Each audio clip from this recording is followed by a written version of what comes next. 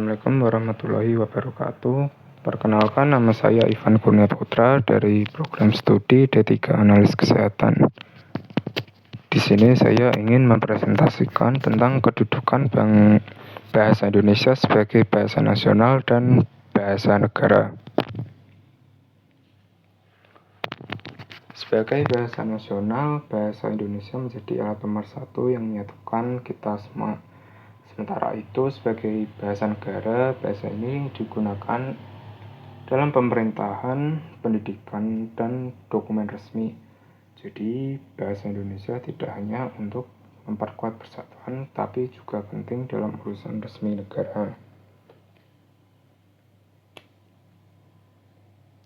Dalam kehidupan sehari-hari, kita juga kerap menggunakan bahasa Indonesia. Dilihat dari kedudukannya dalam khazanah kehidupan berbangsa dan bernegara, bahasa Indonesia memiliki dua pengertian, yaitu bahasa nasional dan bahasa negara.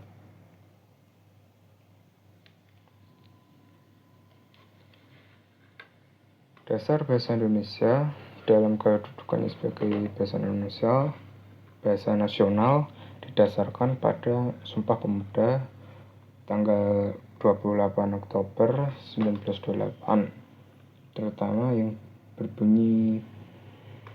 butir ketiga yang berbunyi, "Kami putra dan putri Indonesia menjunjung bahasa persatuan," yaitu bahasa Indonesia.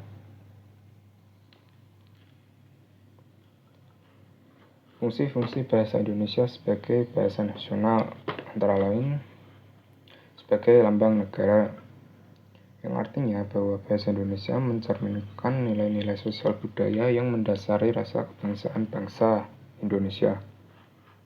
Yang kedua adalah identitas nasional, yang artinya bahwa bahasa Indonesia merupakan cerminan kepribadian bangsa Indonesia secara eksistensi. Yang ketiga adalah alat berhubungan antar budaya dan daerah. Dengan adanya bahasa Indonesia dan penggunaan bahasa Indonesia, bangsa Indonesia mendahulukan kepentingan nasional ketimbang kepentingan daerah, suku, ataupun golongan.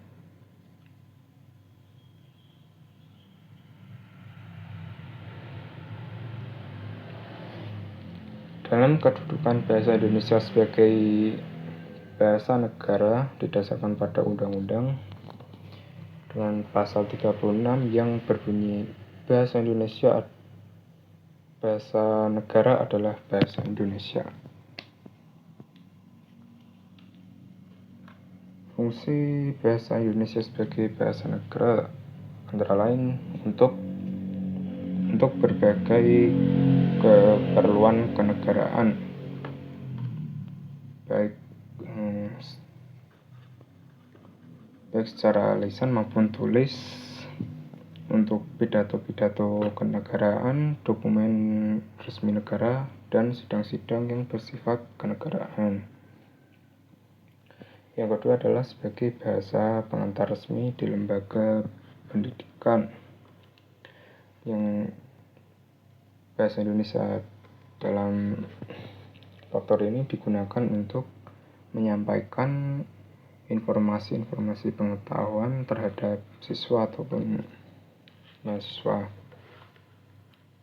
Yang ketiga adalah sebagai bahasa resmi dalam kebudayaan dan pemanfaatan ilmu pengetahuan. Bahasa Indonesia sendiri dipakai sebagai alat untuk mengembangkan dan membina iptek dan membudayakan nasional, sehingga tercipta satu ciri khas yang menandakan satu kesatuan negara Indonesia dan bukannya kedaerahan. Peran bahasa Indonesia dalam pendidikan. Bahasa Indonesia berfungsi dalam pendidikan antara lain adalah untuk membantu pembentukan kepribadian dan pengembangan kecerdasan siswa. Yang kedua adalah penguasaan bahasa Indonesia yang baik, penting untuk dunia akademik terutama dalam penulisan karya ilmiah. Pembelajaran bahasa Indonesia dapat membantu siswa untuk berkomunikasi secara efektif dan efisien dalam penggunaan kata baku.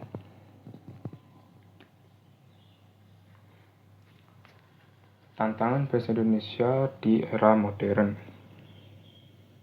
Berbahasa pun juga memiliki tantangan tersendiri.